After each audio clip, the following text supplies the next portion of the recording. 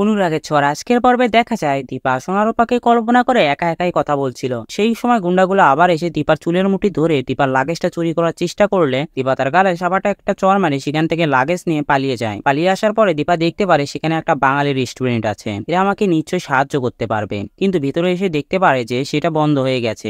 দীপা ভাবে এত রাতে আমি কোথায় যাব, তাহলে আজকে রাতে আমাকে এখানেই কাটাতে হবে। এদিকে সূর্য সেই রেস্টুরেন্টে আসে সোনার জন্য কড়াইশুঁটি কচুরি নেওয়ার জন্য। সূর্য মনে মনে ভাবে যে সবকিছু ভুলিয়ে দিতে পারলেও মায়ের হাতের রান্না তো আমি করে খাওয়াতে পারবো না। দীপাকে পেছন থেকে দেখে সূর্য ভাবে ওই মহিলা নিশ্চয়ই কোনো বিপদে পড়েছে, একবার কি যাব।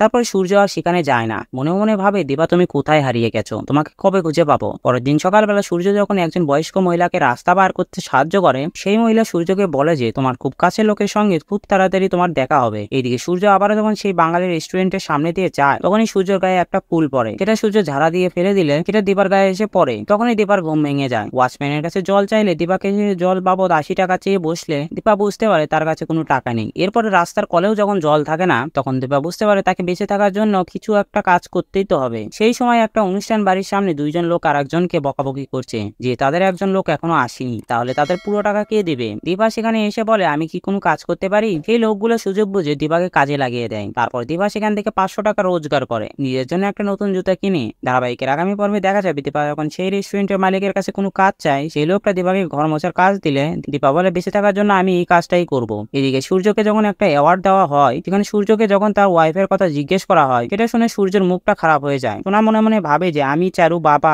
আমরা তো সবাই ভালো আছি, তাহলে হঠাৎ করে মায়ের কথা উঠছে কেন। তো বন্ধুরা ভিডিওটি কেমন লাগলো কমেন্ট করে জানাও, আর আমার গসিপসে আপডেট পেতে আমাদের চ্যানেলটি সাবস্ক্রাইব করুন।